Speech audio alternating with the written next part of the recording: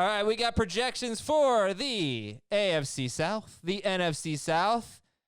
Fun teams. Tennessee Titans, incredibly efficient last year. Yes, A.J. Brown will be discussed today. Looking forward to that. We've got some of the best quarterbacks like ever. Tom Brady and Drew Brees. Matt Ryan is not exactly there, but he's pretty damn good when it's all said and done. We're going to talk about their projections. In fact, guys, I want to start with this and just the way projections work, because everybody's projected for 16 games. But if you looked at the spreadsheet that I look at with Ben and Heath's projections, and you see Tom Brady, Drew Brees, Matt Ryan, these guys projected to throw for more than 4,500 yards, in some cases like 4,800 yards. For most of these projections, we're talking like 30 or more touchdowns, just monster seasons. And I don't even think they're cracking the top 8 in your projections. So take us like on a little walk through projection world, and why you could have these three guys, Matt Ryan, Drew Brees, Tom Brady, just having huge seasons and not being, because if they do hit those numbers, they're probably going to be more like top 5. But they don't come out that way in the projections. For me, it is those guys are Tom Brady in 6-point per passing TD. Tom Brady is QB7, Brees is QB9, Matt Ryan's QB10. They are all at least 10 points clear of QB12. And so it's essentially like those big, like probably some of those top 10 quarterbacks will wind up, getting hurt, missing time. And yeah, they'll finish in the, in the top 8 or the top 6 if they hit any of these projections. It's just something where like we're projecting every player for 16 games is kind of the way that I look at that. Mm-hmm. That's exactly right. Like they're 9, 11, and 12 for me, or not 8, 9, 9, 11, and 12, I think for me. If they play 16 games and do exactly what I've projected, all 3 of them will finish in the top 8. And that's true across with wide receivers, especially if it's like somebody's projected at wide receiver 30 and you'll look at the numbers and say, well, that was like wide receiver 23 last year. Well, that's because 7 or 8 or 10 guys got hurt in front of them. Mm-hmm. So that's just, and also they don't run. They don't run. Yeah. Projections love rushing quarterbacks. So you have the top 6 and all of them have some mobility. Mahomes, Lamar, Russell Wilson, Kyler, Dak, and Deshaun. They're all going to be probably top 6 across the board. And like I said, for me, those 3 that you named are all in the next 4, along with Carson Wentz. And they all are quite a bit lower than those quarterbacks because of the lack of rushing. Wentz is the best of that group, but the 3 NFC South QBs, none of them project for much rushing at all. But they're all pretty clearly ahead of everyone else. Yeah. Yeah, well, I think it's, you guys have Julio Jones and Calvin Ridley projected in your top 12. You have Hayden Hurst projected in your top 8. And when I saw that, I was like, you know what? Makes sense. Like Matt Ryan's going to have a huge year. He's got a chance. He's got a chance to have a really huge year. Love him. Might be the first true pocket passer, I guess, if you want to say that. I mean, Dak Prescott's non-runner. Okay, let's say that. First guy who's not going to be a plus with his legs to come off the board. I think that's the way it is right now. Let me ask you about another quarterback. Houston, you explain this to me. They lose DeAndre Hopkins. They trade for David Johnson. They also trade for Brandon Cooks. And you think they're going to throw more than they have in the first 3 years of the Deshaun Watson era, huh? Why? Because I think your projections are a little too high on Deshaun Watson. That's my. I think they will take. Have to, because I think they will be a little bit worse, and they actually have a projected Vegas win over under of 8, and they've won 10 and 11 games in 2019 and 2018. I expect that they'll have to chase points a little bit more. And then I also expect, because of the transition from Carlos Hyde to David Johnson, David Johnson's not going to be that type of ground and pound runner. And Lamar Miller was always used that way. Maybe they'll use Johnson that way. It's tough to project David Johnson in this offense, but I do think that probably means they throw a little more and try to use David Johnson's skill set for what it is. He's a better pass catcher.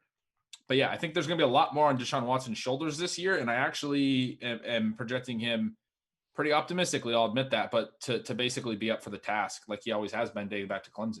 I don't think I have their pass rate higher than last year. I believe they threw 534 passes in 2019. They're 525 in 2017. I've got them at 535, so one more pass attempt. Well, but I believe I have them running a few more plays than they did last year. Okay. Then maybe it was just the passing yards specifically for Ben, because Ben has 4,400 yard season. Sure. Yeah. Okay. Well, we'll get into all these, some things that caught my eyes. We look at the AFC and NFC South. We have a couple things to promote. We're on YouTube. I have 3 or 4 shirts that are exactly like this in different colors. So come join the fun and see which waffle shirt I'm wearing today. Today it's red. Green, I think, was earlier black was yesterday. We'll throw out the green one later in the week. But youtube.com/fantasyfootball today. Sometimes Heath's chest hair likes to make an appearance. Regularly. I was kind of, in fact, on the Tuesday show, I think you could see, if you watch my eyes, there were times that I was just mesmerized, just kind of lost staring into it. I appreciate that. Yeah. And look, baseball is coming back July 23rd, and it is time to draft. It is time to get ready for your fantasy drafts. So over the next 2 weeks, listen to Scott White, Chris Towers, and Frank Stanfield previewing each position for fantasy baseball, letting you know who to draft, who to avoid, the sleepers, the busts, the breakouts. You'll hear me on there occasionally. Actually, once the position previews are done, I think you'll hear me on there more regularly, and I'm looking forward to getting back on that show. And listen to Fantasy Baseball today and play on CBS Sports, because you can do it for free this year. The Fantasy Baseball Commissioner product is free. Go to CBS Sports and find out what all the hubbub is about. Let's do news and notes real quick. So it's Tuesday afternoon. I imagine there's going to be more on this story by the time you hear this on Wednesday. So I guess we won't spend that much time on it, not because it isn't important, but because we don't know what the outcome will be. But you know about DeSean Jackson's comments, what he put on Instagram, very regrettable stuff, and we will see how the Eagles deal with it. Should we even talk about Eagles wide receiver ADP right now, or should you want to just wait and see how this plays out? I would finally get excited about Jalen Reagor if he gets cut or something. So. Yeah. And I did draft DeSean Jackson 2 days ago in the draft that we did on Tuesday, or Monday rather. And I think week 1, I was putting him in my lineup for week 1 against Washington. That's week 1 against Washington last year, like 150 yards and 2 touchdowns. And now obviously I have very different feelings, which I won't get into, but it sucks what happened. So we'll see what the Eagles decide to do. Rex Burkhead took a pay cut to stay with the team. I think some people, thought maybe he could get cut. Probably wanted him to get cut. Rex Burkhead has not been cut. And that's it. Those are your news and notes. All right, AFC South. Well, and 2 things I'll say just as far as projections, because we've been across those teams, just purely on the projection side, and I agree with you that the DeSean Jackson stuff is very unfortunate and sad to see, and not good. But DeSean Jackson, I have projected for 80 targets. We have the Philly tight ends, obviously, are so important to that offense, and I have Zach Ertz leading that offense and Dallas Goedert being right there with Jackson as the second most targeted player. So yes, this would be, positive if he were to be, and that's poorly phrased, but if he were to be cut, it would increase Jalen Reagor's potential for this year. I don't think it would make him even necessarily a 100 target receiver in projections. So that's one note. And then Burkhead, I think is interesting. He's somebody to consider what his role might be, because he's going to probably be there with the Patriots this year. And I think, Carson Wentz, we can't forget about that. That would be a hit for him without question, right? Yep. If it didn't have DeSean Jackson. He was a top 8 quarterback with no receivers last year, though, right? Doesn't it limit his upside, though? Yeah, I think it does. DeSean Jackson has always been very good for his quarterback's efficiency. No matter what team he's been on, and even regardless of his own production, his speed, and he himself has always been very efficient, but having him on the field, his speed, the way it stresses defense, has always been very positive for every quarterback he's played with across his career. Yeah. All right. Well, look, I'm sure we'll have more to react to later in the week. So we go to the Colts.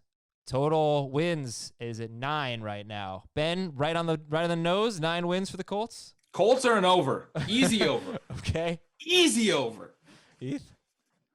I'm not as emphatic about it as Ben, but I would, I'm not going to say the same, so I'll say over.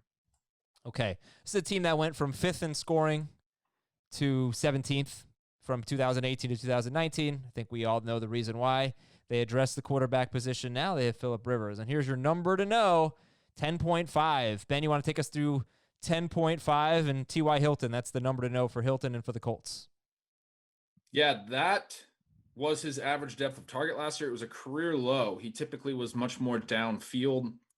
I would say kind of across the board with Indy, I'm in some ways throwing out last year because they were a lot different than they were in 2018 in terms of their, particularly their willingness to run the ball, and they were a lot more conservative. And I think Frank Reich is a really interesting coach. It's something we've seen in the weekly trends throughout his tenure, that he's willing to change up usage very dramatically, more dramatically, I would say, than any coach in the league based on game script. So, I remember in stealing signals last year, the week that Eric Ebron went off and his snap share exploded, I was warning people.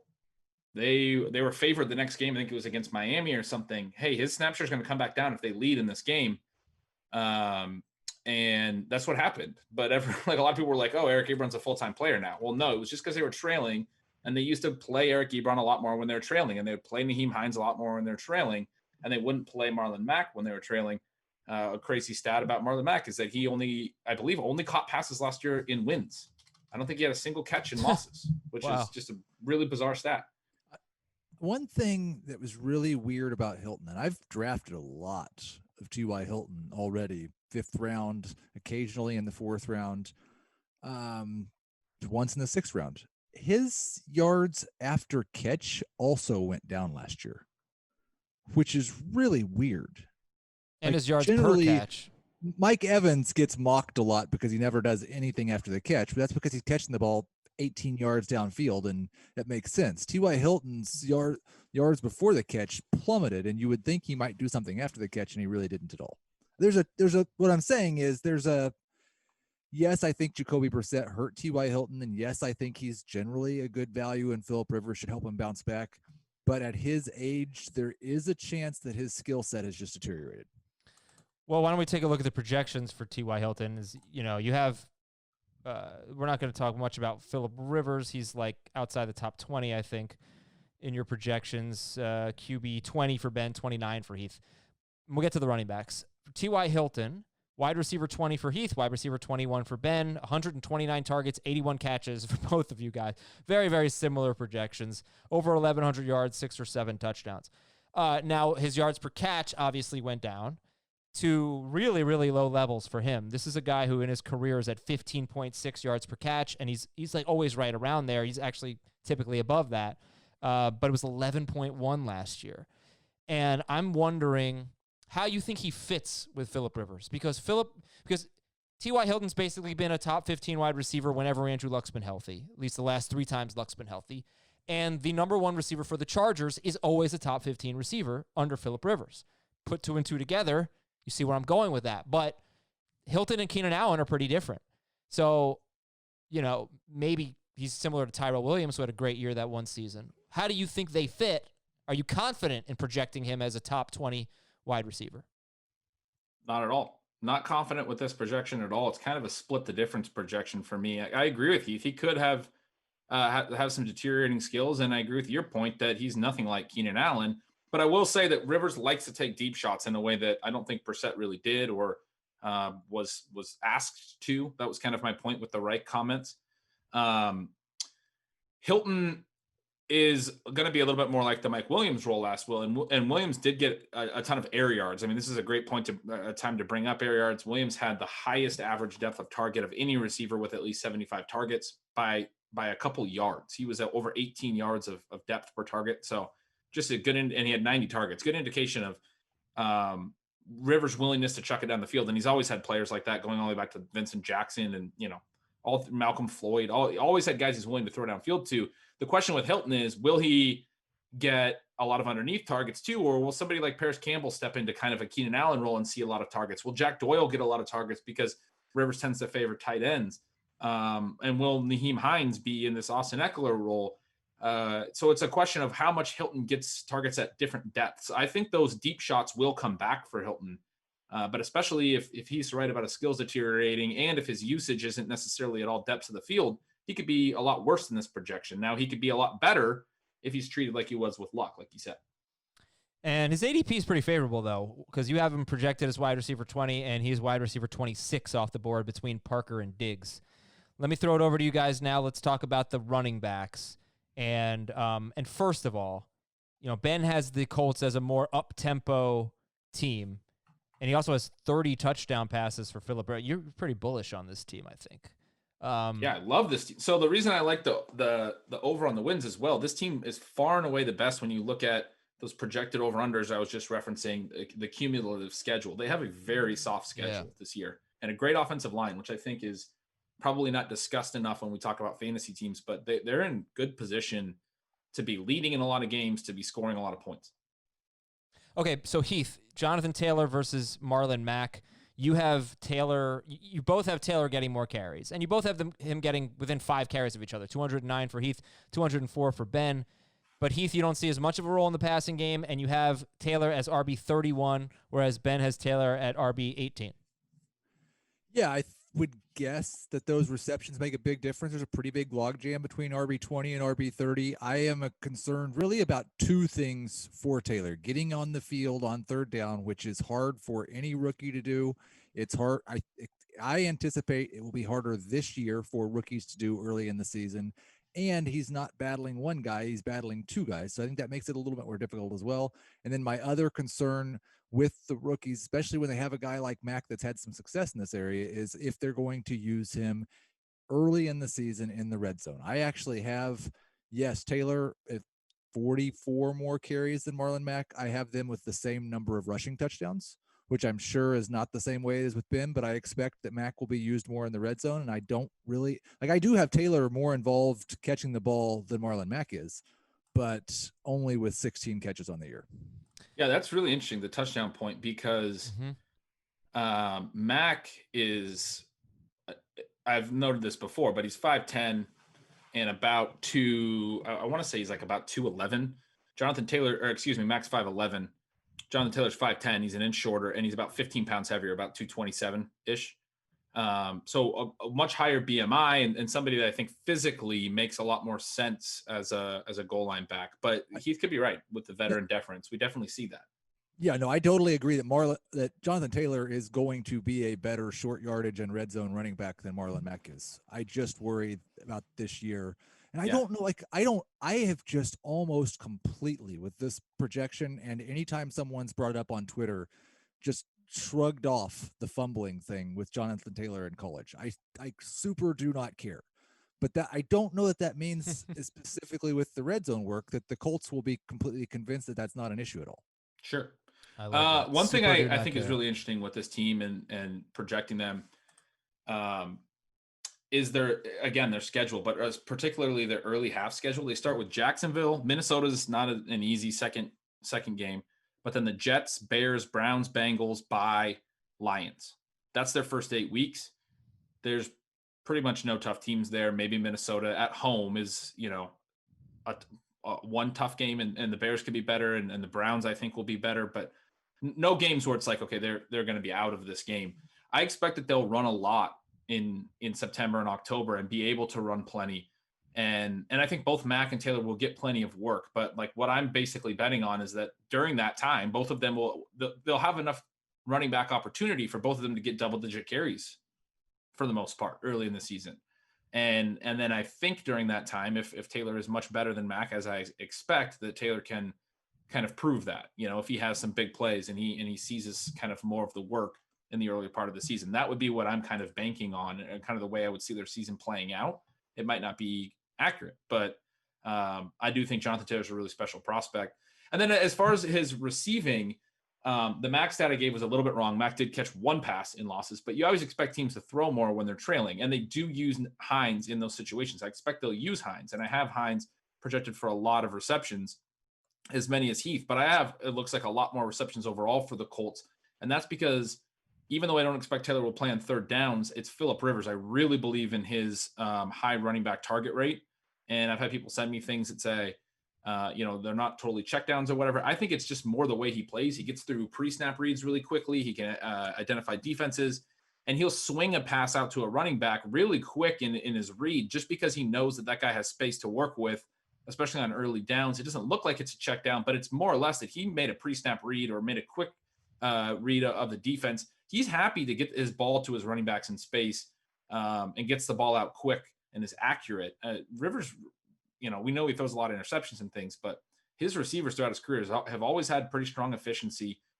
So I expect that the early down backs, much like Melvin Gordon always did, and Taylor notably caught more passes at Wisconsin than Gordon did in his final season. I think that the early down backs, both Taylor and Mack, will see an uptick from last year from when they were playing with Brissett. Well, I think a lot of this comes down to, it sounds like Ben has the Colts producing a lot more yards and points than I do. Yep, he's high on them. That may just be what it is. I think I've got him scoring 41 touchdowns, and right around 6,000 yards of offense. And it sounds like Ben's got him higher on both those counts. So I have them for about 45 touchdowns. What did you say? 41. Yeah, so that's a big difference in a projection. I don't know total offense. I don't have that summed anywhere, but yeah, probably higher as well. Okay. Well, last thing I want to say about this team is the schedule is really easy early in terms of the teams they play. At least it looks that way. But weeks 2, 3, 4, 5, Minnesota, Jets, Bears, Cleveland.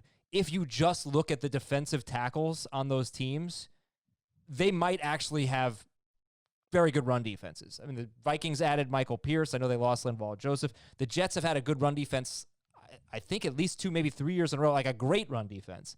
The Bears had a pretty solid run defense last year, and that was without their best defensive tackle for most of the season. And Cleveland was horrible last year, but it didn't make any sense. They have Larry Ogunjobi and they have Sheldon Richardson, so they should be a lot better. Just blame it on Freddie Kitchens. They're going to be good against the run this year because Freddie Kitchens. Well, I'm saying they're talented. They have good personnel, I would think, to have a better run defense. Okay. Sure, but I will say the Colts also have the best guard in football in Quentin Nelson. Okay, let's go to the Tennessee Titans, 8.5 wins. Under, I think they'll 8-8. Yeah, I think they're going to be right on 8.5. They're 8-8 or 9-7. That just feels right. The number to know is 7.3. That is the yards per play. In the 7 games after A.J. Brown became a full-time player in Week 10, they averaged 7.3 yards per play. No offense since the merger has averaged 7 yards per play over a full season. So they were incredibly efficient. You know what? When I was calling you out for the Deshaun Watson thing, I may have been confusing it with Ryan Tannehill and his pass attempts, because you guys have him projected for 500 pass attempts for Heath, 478 for Ben. They have not even thrown 450 passes in their last 2 seasons. And Tannehill was on pace for 432 passes in his 10 starts. So a little bit of an uptick there in pass attempts for Ryan Tannehill, and why don't we start with that in that aspect of the projection? I believe the 500 pass attempts I have them projected for is the second fewest, ahead of only Baltimore. And you could be right. I may have over-normalized this a little bit because it is 2 years in a row. They did make it to the AFC Championship with this game plan. They're probably going to be really, really stubborn about going more pass heavy, I would think, because it was so successful last year.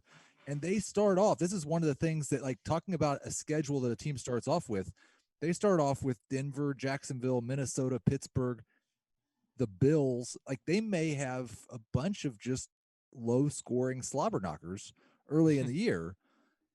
But like 500 pass attempts is not very many. It's nothing. Like, we talked about that on yesterday's show. 5 teams per season on average since 2014, when there was, a slight change in emphasis on rules regarding defensive legal contact and defensive holding. And that led to like an uptick in passing and passing efficiency. Since then, 5 teams per year have been under 500 pass attempts. It's quite a bit below average. But it's them 3 years in a row, at least 3 years in a row. So let me finish. 4 teams total. 4 teams total in that span. 32 teams per year have been under 450 pass attempts. The Titans are 2 of them the last 2 years. Yeah. You can't choose to throw that little. There have to be things that happen. And last year it was the efficiency. Another team that did it was Seattle in 2018. They were all the way down at 427 pass attempts. They still wanted to be run lean. They threw 517 times last year. They added a ton of passes last year from the year before, in part because their defense regressed a little. They were behind in games, even though they finished with a winning record, and Russell Wilson had to throw more in second halves. they still finished as a team that we talk about this offseason, hoping to see them throw more. They still finished as a not pass-heavy team with 517 pass attempts. But that happens. Sometimes teams just have to regress because of game situations. There's no way the Titans throw under 450 pass attempts again. They will try to, but they won't be able to. I wouldn't go as far as to say there's no way they do it. I think that they want to, and they're going. They might pull it off. You just can't project it that way. All right. Well, obviously with this projection, like Ryan Tannehill, you guys have as QB 20 and 22 for Heath and Ben respectively, and he is in average draft position. He's QB 19, going between Joe Burrow and Drew Lock. Would you rather have Tannehill or Joe Burrow? I think Burrow for upside for me. I think I have Tannehill ranked higher. It sounds I like, do too. I'm sure it frustrates people to hear Burrow for upside when Ryan Tannehill was the number 2 quarterback in fantasy after he was the starter last year. Like that's a difficult thing to. I'll say Burrow, but it should probably be Tannehill. Okay, and then you guys both have Derrick Henry as a top 8 running back, getting just a monster season again. 13 rushing touchdowns. So we have to talk about A.J. Brown.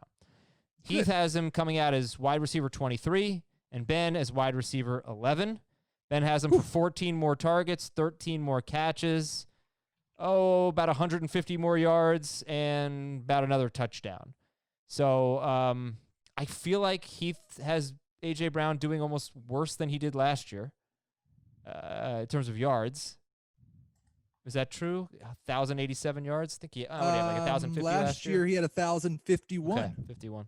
And you have him for 1,087, whereas Ben has Brown taking a big jump to 1,232 yards and 8 touchdowns. All right, Heath. Spoil the party. I'm not trying to spoil anybody's party. I've got him at wide receiver 23 on a team that's going to throw the second fewest passes in the NFL. That's liking a guy. I think I've got him at a 23% target share. I believe Ben's got him right around 25. Is that right? 27%. 27. He was 25 in the final 6 regular season games of last year. If you include the playoffs, and they are not more important than those 6 games, but I don't also think they're less important than those 6 games, that rate falls to 22% because he only saw a 15% target share in the playoffs behind Corey Davis and tied with Jonnu Smith. So I'm just not as confident that he's going. Like 27 is taking another leap forward from where he was last year, and he was a rookie wide receiver. Maybe he will.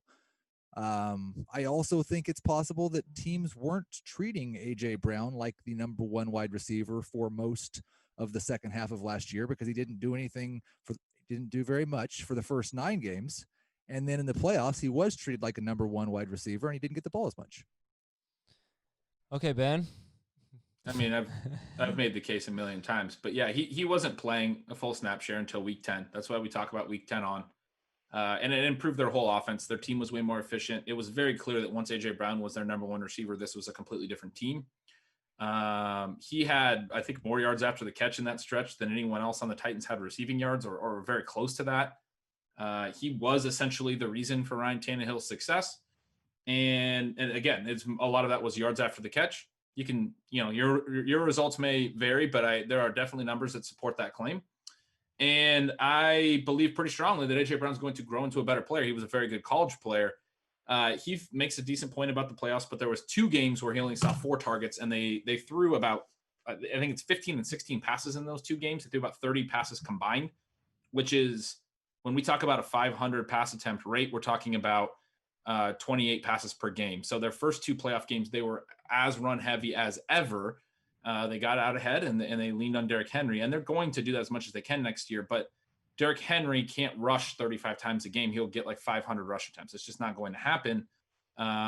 So like what they did late last year is not actually sustainable from just a purely, like, you can't give your running back 35 carries a game standpoint. It's just something that they found success with and rode out. I'm not saying Henry's going to get hurt necessarily because of all those touches, but I do think they will have to scale back his workload, just period. Okay. Then there's some other facts that I've written about, like in the A.J. Brown write-up I have on the site. I recommend people just type in Ben Gretsch, A.J. Brown, CBS Sports. You'll find it. There's like a big picture with a heart. And, yeah, huge heart.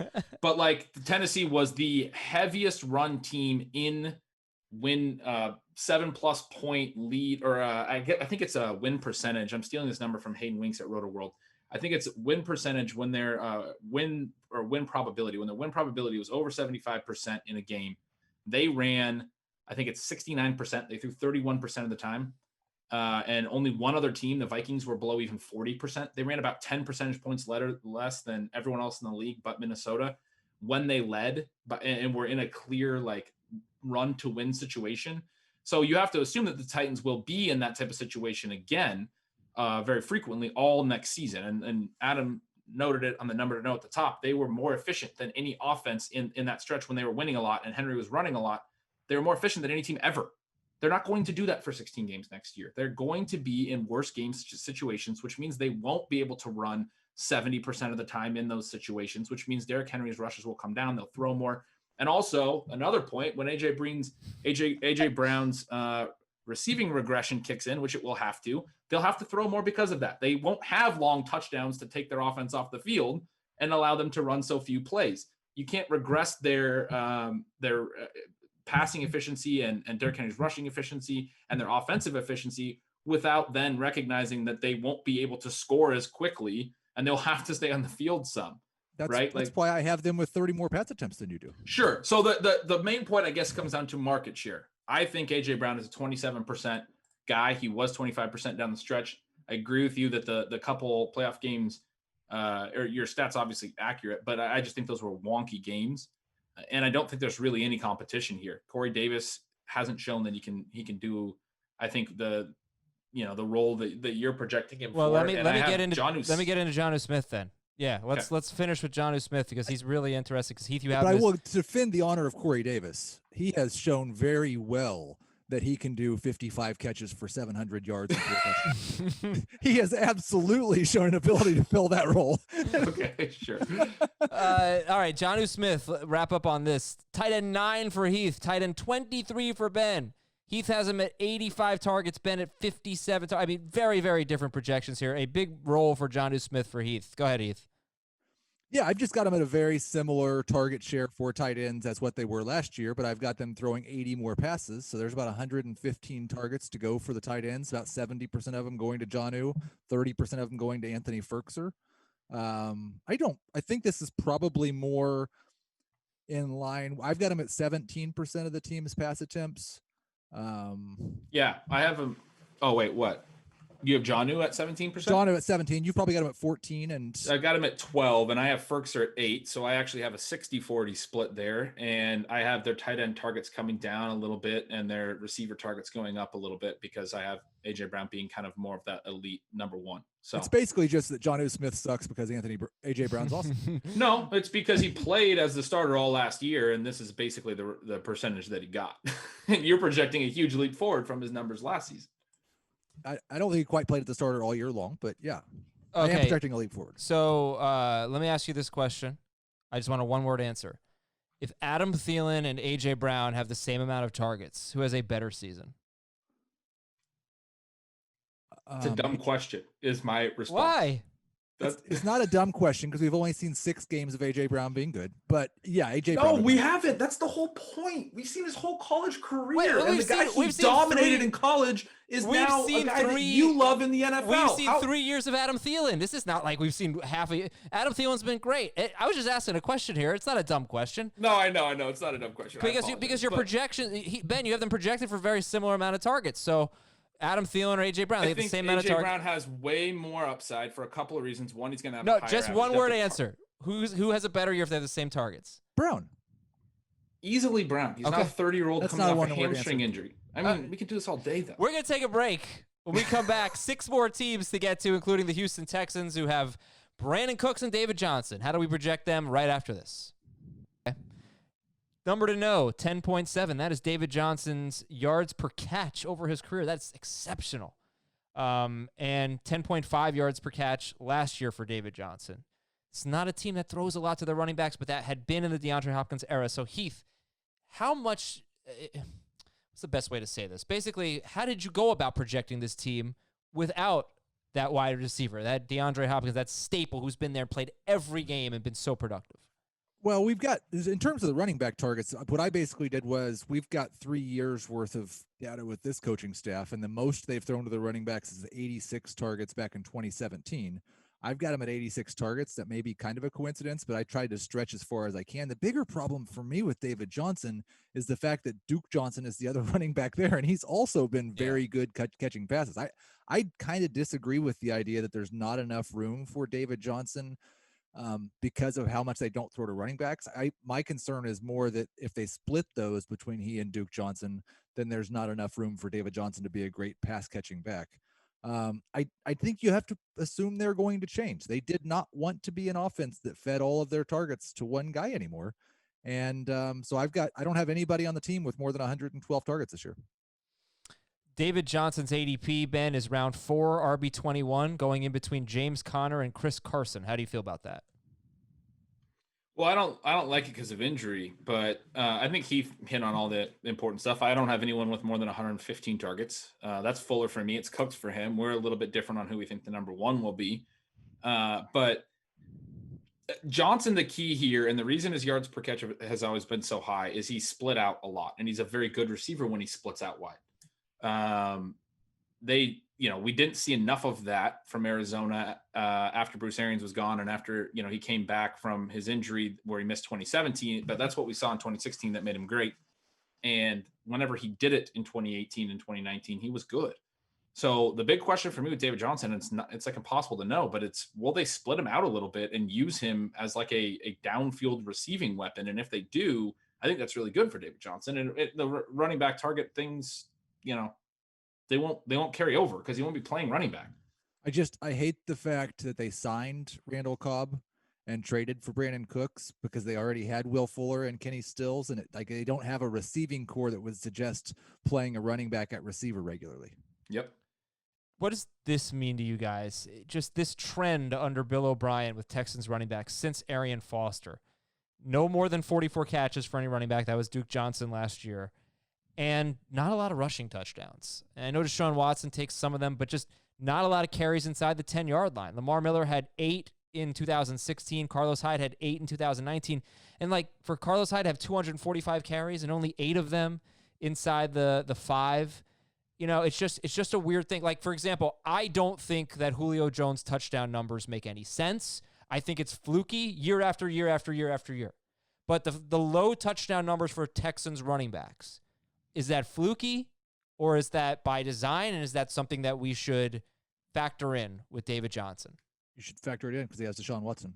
Yep. Okay. I think it's by design. They do some trick plays. They ran some options and things in there. I think teams have different kinds of red zone packages and things. I think Bill O'Brien likes to try to put the ball in Deshaun Watson's hands when they get in tight and let him make plays. Then let's talk about the wide receivers. And Ben, his team Fuller has him projected as wide receiver 24. Heath has Fuller as wide receiver 43.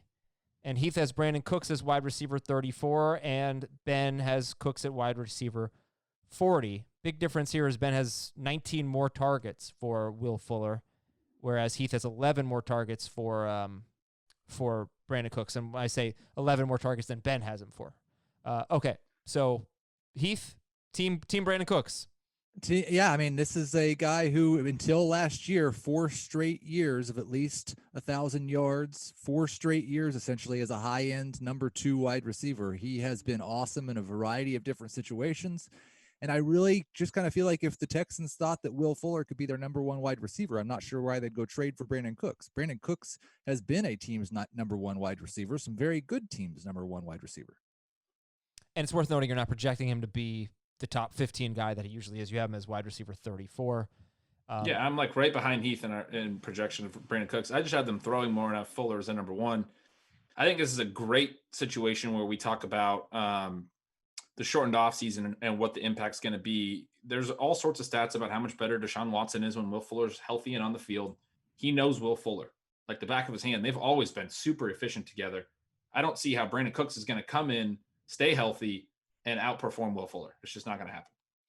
Let's go to the Jacksonville Jaguars. 4.5 wins. Can they win 5 games? So 4.5 is the total, over or under for Jacksonville? Under. 4.5. I'll give him over. Okay. I'll give him 5 wins. Okay.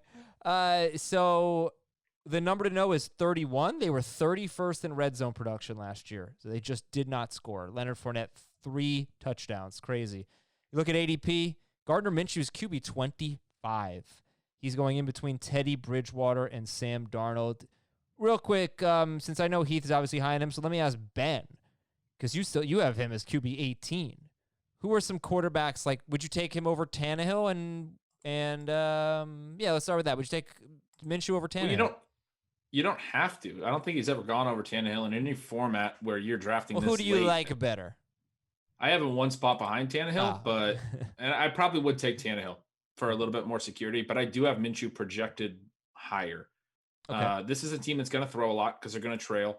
I really like Laviska Shenault, the Laviska Shenault addition, and I like the addition of Chris Thompson to take some of those Leonard Fournette's targets away. And Thompson's always been an efficient receiver when healthy for a running back, and Fournette not so much.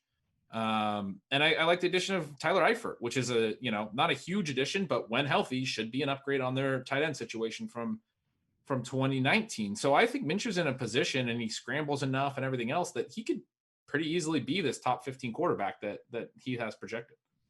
Yeah, Heath has him as QB 14. If you look at more ADP for the Jaguars, I think where we seem to be so much different than everyone is Leonard Fournette. And we'll get to projections versus rankings in a second, but he's RB17. He's a round 3 pick between Melvin Gordon and Jonathan Taylor. Raquel Armstead is RB58. DJ Chark is round 5, wide receiver 22. Laviska Shenault is wide receiver 75, actually going after D.D. Westbrook, just after D.D. Westbrook in NFC ADP. I know we wouldn't do that, but if you look at Fournette, Ben, you have a pretty generous projection, RB15. Heath, you have him as RB22. But I just feel like nobody in our drafts wants Leonard Fournette, whereas when you draft with other people who aren't CBS people, he's going pretty early. So what's the deal? I'll let Heath talk later, I promise. But Ben, just stick with you since you have him as RB15. You won't take Leonard Fournette as the 15th. No. Right. So what's the deal here? Perfect example of just projections. I have to project somebody to carry this much and to do these things in the Jacksonville offense. I have his receptions coming way down, but I still have him being higher than Chris Thompson because I don't know how healthy Chris Thompson is going to be. But there's a lot of risk in Fournette. The downside is he's just bad enough that they turn away from him. There's a lot of people that think, okay, they could ride him out because it's the last year of his contract. They try to trade him in the offseason, and they'll give him a ton of touches. And that's basically what I've projected here. But if he's got attitude issues, which he's been suspended for in the past by the team, not by the league, if he is, not performing, there's the downside to Leonard Fournette is they just bench him.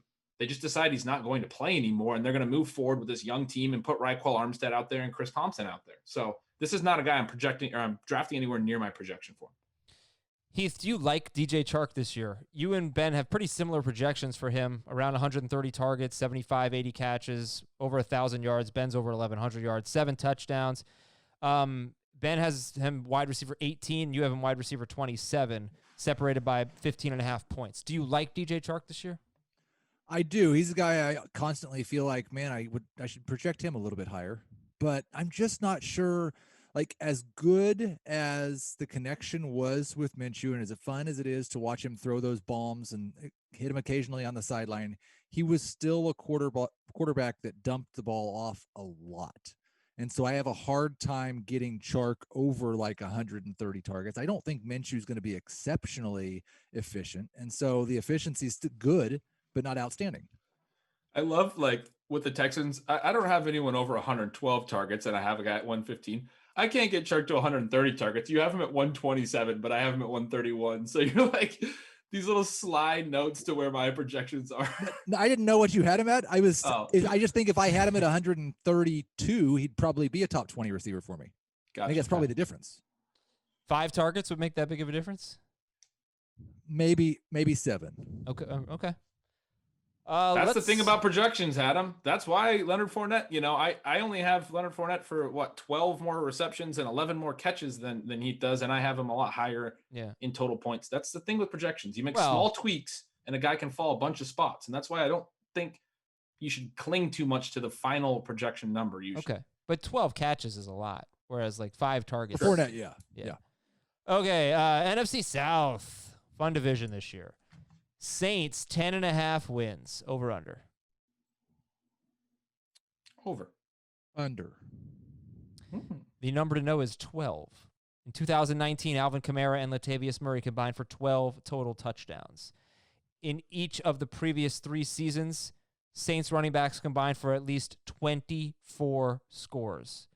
That's wild. So way down in the touchdown production. By the way, these are not my stats. I know I give a lot of stats. I stole them from you guys. I know that stat, but I just saw that I split the difference. I have them combining for 18.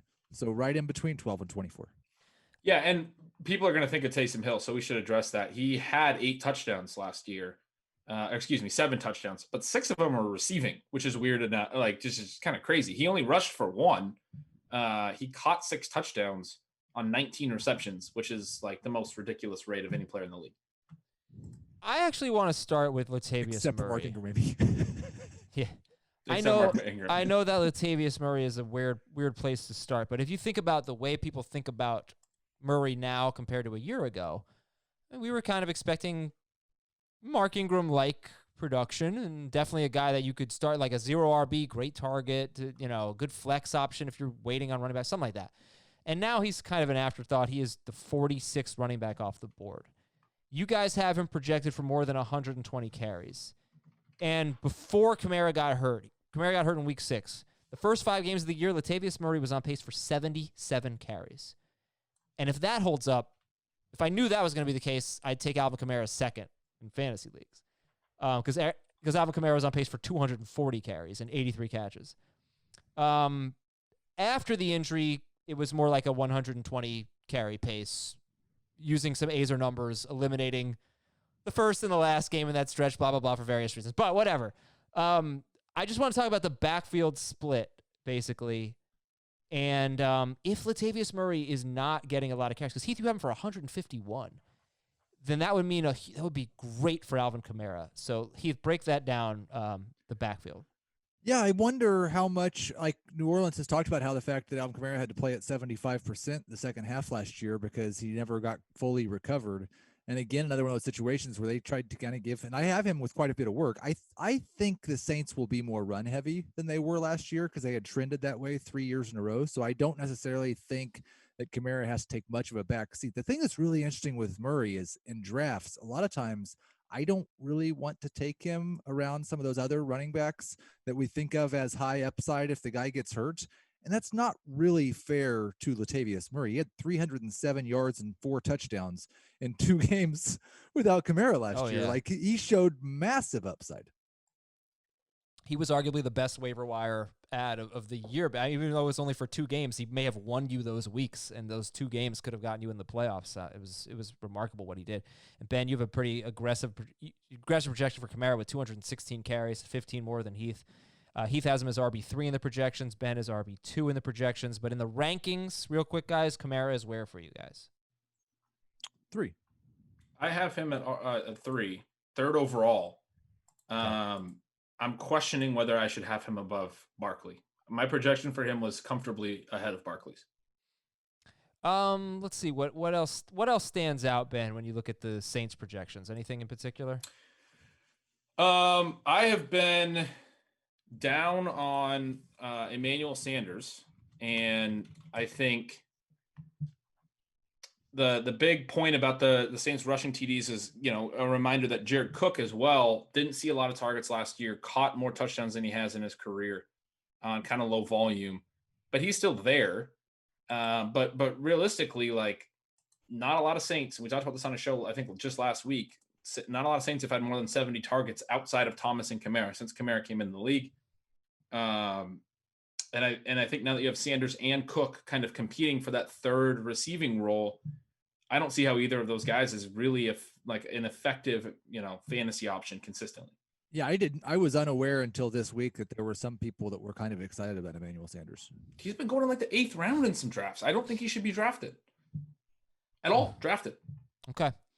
To the Tampa Bay Buccaneers, I'm taking the over, 9.5. Under. No, I said I'll over. take under too. I said over. That I was Under. Oh, you were Wouldn't it giving be your own funny? answers. I have drafted Tom Brady on way too many teams already that are actually playing out. It would be kind of funny though if he went to Tampa Bay and was just bad, right? Yeah, it would be Like, pretty that's funny. not just me. No, that'd be hilarious. Okay. Well, you have a projected for some pretty good numbers here. Let's take a look at the projections here, and let's take a look at ADP. I didn't mention this with Drew Brees, but I love this average draft position for Drew Brees. It goes Tom Brady, Drew Brees, Aaron Rodgers. You're talking about three of the greatest quarterbacks of all time going back to back to back right now in NFC ADP. So Brady's QB10, it's Carson Wentz, then it's Brady, then it's Brees, then it's Rodgers. Ronald Jones and Keyshawn Vaughn are going back to back in round 7, just outside the top 30. You guys favor Ronald Jones. Chris Godwin and Mike Evans are going pretty close to each other. Chris Godwin's the 6th wide receiver off the board. Then it's Kenny Golladay. Then it's Mike Evans. And Rob Gronkowski is tight end 10 in between Hayden Hurst and Jared Cook. So, Ben, how did you go about projecting the combination of Tom Brady and Bruce Arians? A lot of pass attempts expected. I went with a lot slower pace than Heath, which I think is kind of interesting. Both the Patriots and the Bucs have been very fast paced, but I'm expecting maybe a little bit more running in Tampa than they've had lately. The reason they've been more fast paced, they've thrown a ton. And Brady's New England teams, the reason they've been fast paced is they've just been really good. They win a lot, and winning teams run more plays. So I'm expecting this team to be a little bit worse than those New England teams, but also a little bit more run heavy and kind of to just regress a little bit in tempo. The one biggest thing that I think is interesting is, Dave's given that stat that most of the guys he's ever targeted have been inside players. And if you think about his career, wasn't a big passer early in his career, really until Moss in 2007. And Moss is one of the only outside receivers that in Dave's stat that has ever really had big numbers. But even after Moss left, it was still just Welker and Edelman and Gronk, but they never really had great outside receivers. The one year in the last few that he had a good deep threat was Brandon Cooks, or a guy who's been reasonably productive elsewhere was Brandon Cooks. And he was very good. Brandon Cooks was, or maybe not great, but good. But more importantly, Tom Brady's average throw depth in that season compared to his other recent 4 or 5 years was a full yard higher. And for reference, quarterback average throw depths, like the really high ends, like barely over 10 yards. The low end is like in the 6-yard range. Most quarterbacks are between 7 to 10. Brady was at 9.1 that one year with Brandon Cooks on the high end, and he was 8 or lower almost every other recent season. So I do think there's some, and he led the league in passing that year. I do think there's some reason to believe that Mike Evans can coexist with Brady, and that now that he has a guy like Mike Evans on the outside, he will throw down the field to him a little bit more, just like he did with Cooks. Yeah, well, the projections are quite different because Heath, you have Mike Evans is wide receiver 17, and Ben, you have him for 100 more yards and 15 more catches, and you have him as wide receiver 8. So Heath, what do you think? Mike Evans, wide receiver 17, your projections? Yeah, I just worry. I do think he'll throw down the field more than he did last year, and I do have I think 74 catches, 1,179 yards, and 7.5 touchdowns is probably not too far from what Brandon Cooks did that year. And if Mike Evans plays 16 games and put those numbers up, he'll probably be a top 12 wide receiver. But I don't think he'll get, I do expect that he'll be second on the team in targets. I think Godwin's going to lead the team in targets, and I think Godwin is a more efficient wide receiver. He's definitely going to catch a higher percentage of those passes. Evans has always been a below 60% guy for the most part. So I don't have a huge disagreement with most of the things Ben said. I just think the type of receiver that Evans is definitely the type of guy that I struggle with in terms of so much down the field that the catch numbers can really suffer if the target numbers come down just a little bit. And I was curious to see if you had him ranked 17th. I thought maybe, well, he's 17th in projection, but he's higher in your rankings. You have him ranked 17th in PPR. He is, by the way, he is 9th for me in non-PPR. So there is a big difference there. It's just when you've only got 74 catches, it's hard to be top 10 in PPR. So what do you guys think about Gronkowski this year? Complete and total wild card.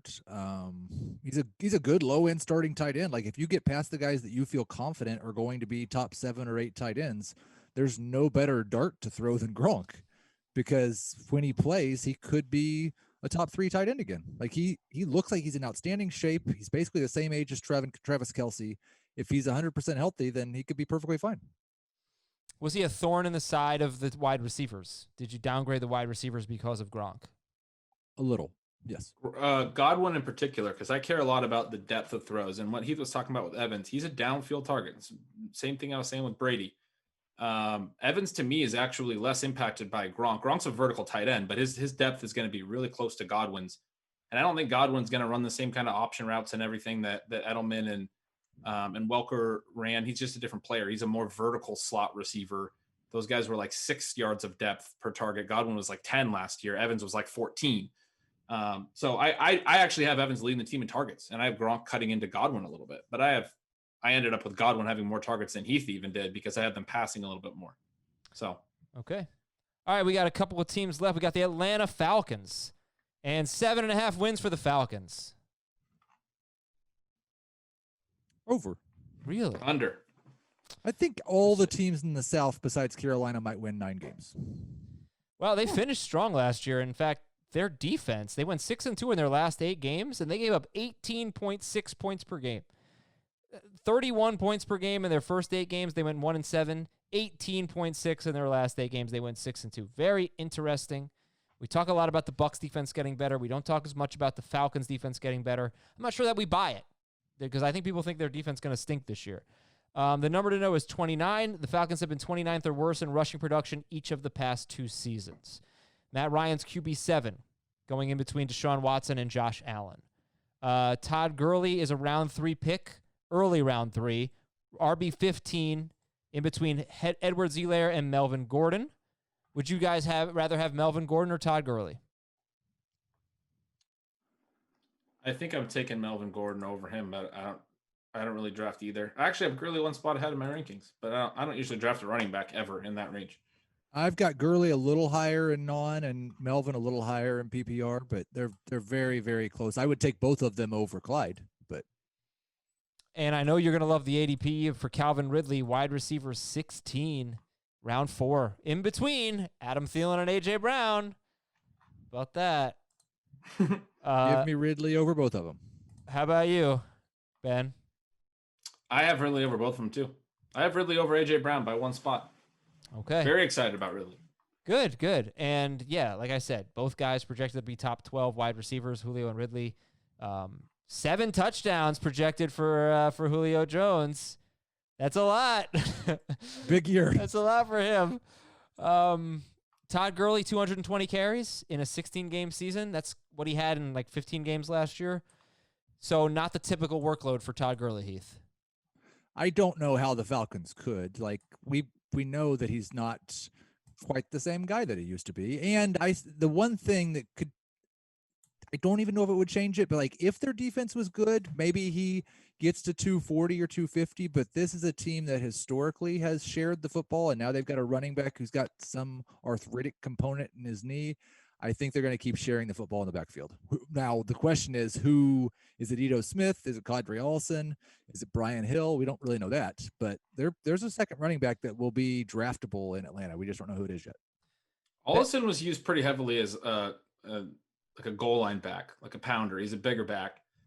So I split the backup attempts basically between Ito and Brian Hill and gave Allison a kind of a smaller amount, but a much higher touchdown rate. I think that's a possibility for his role. But I still, I agree with Heath. It's hard to know, and I don't have either of the backups looking great.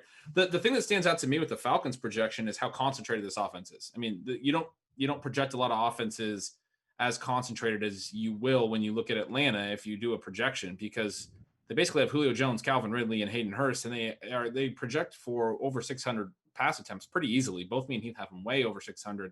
Even if their defense improves, it's something that Dirk Cutter did, brought last year and also did earlier in the 2010s when he was their coordinator for 3 straight years. They threw a ton, and he threw a ton everywhere else he's been. That's Dirk Cutter for you. So we're going to see a lot of passing. We're not going to see a lot of great weapons in this offense. So that means a lot of targets to those weapons that are there. And even Russell Gage, who's going to be their number 3. This guy was on 116 target pace in the final 9 games when he started playing decent snaps. I wanted to bring that up because I kind of like Russell Gage. He was a nice little waiver wire pickup last year, specifically in PPR. I kind of feel like he can do what Mohamed Sanu used to do. So, I mean, does that, kind of challenging, I guess, what you said about how concentrated it would be. I feel like Russell Gage could be a little bit of a thorn in the side of the big three on this team. Well, he wasn't good. He was very inefficient. He doesn't have a long track record in college because he's a converted defensive back. And both Calvin Ridley and Julio Jones were very good. So, in my opinion, yes, there's a lot of option, like a lot of target potential, I would say, because of that stat I just said. He had 116 target pace, and there's so many targets to go around in this offense. But I just don't think he's really a threat to Ridley or Jones because he just wasn't very good. Okay. Yeah, I didn't mean get some targets like Mohamed Sanu used to do. I didn't think Mohamed Sanu was all that good. He's a decent late round streamer. Okay. Let's see. Yeah, I'm going to target him in the Scott Fish Bowl. Not target, but you're going to take Russell Gage or Larry Fitzgerald first.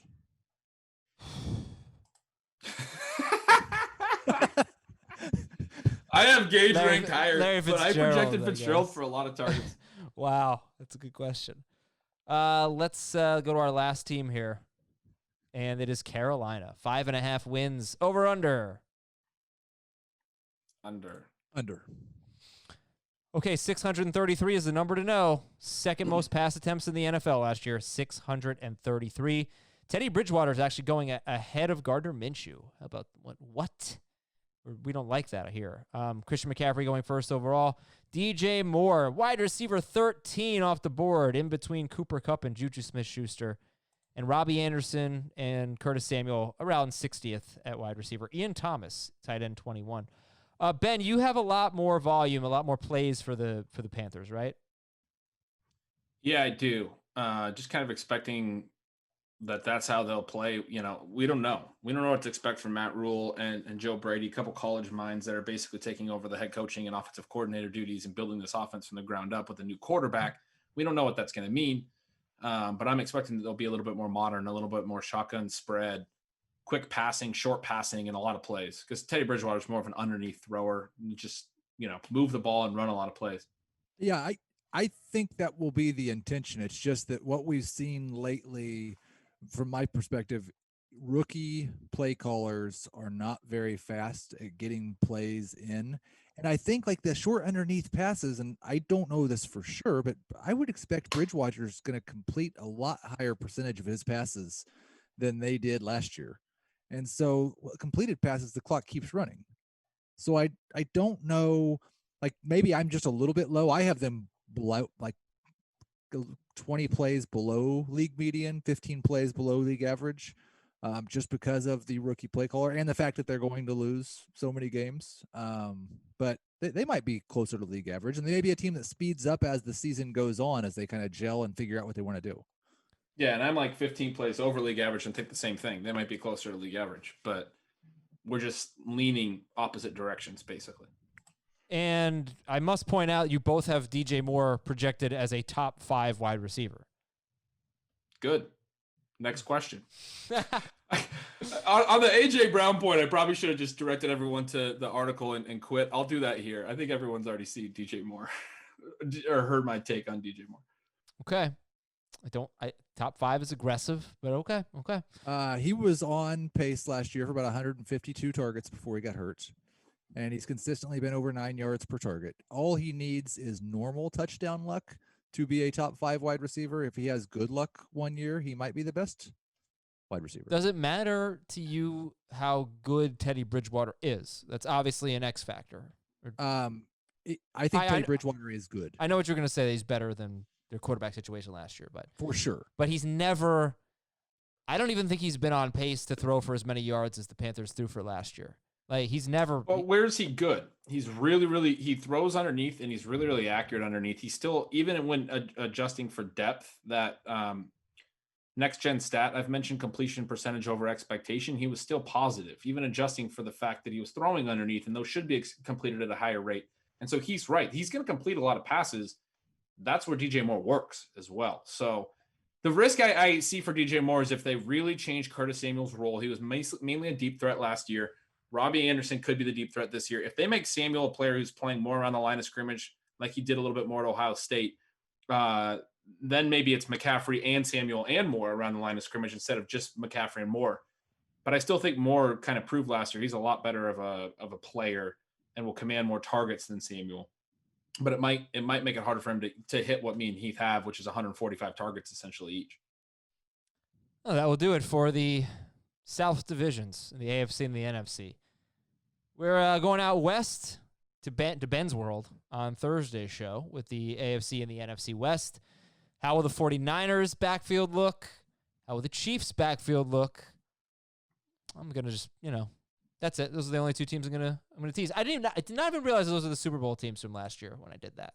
That was just a real professional tease right there. All right, we're out of here for the day, everybody. Thanks so much for listening. Hope you're enjoying these projection pods. One more to go, and then a mailbag on Friday. So get your questions in via Apple Podcasts or fantasyfootball@cbsi.com. Heath Cummings, Ben Gretsch, Adam Azer saying goodbye. We'll talk to you on Thursday. Want more of the Fantasy Football Today podcast and nonstop year-round fantasy advice? It's simple. Hit the subscribe button and hang with us all throughout the year.